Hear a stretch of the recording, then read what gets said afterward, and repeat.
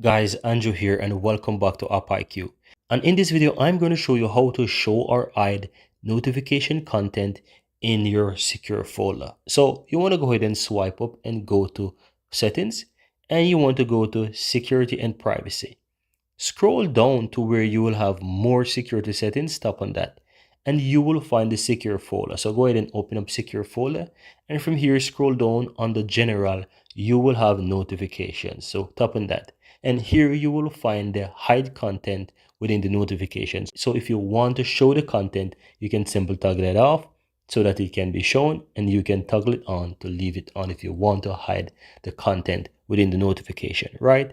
And as you can see here, once you take toggle it off, you have the option to hide content when secure folder is locked. So you can go ahead and do that as well. On top of that, you also have app notifications. So you can simply tap on that, and here you will find the different app notifications that you can turn on or off within the secure folder. So very easy stuff, guys. Really hope you found this useful, and if you do, go ahead and give this video a like. Let me know in the comments below, and also go ahead and hit that subscribe button if you find the channel useful and if you're seeing the channel for the first time. Thank you guys for watching, and see you next time.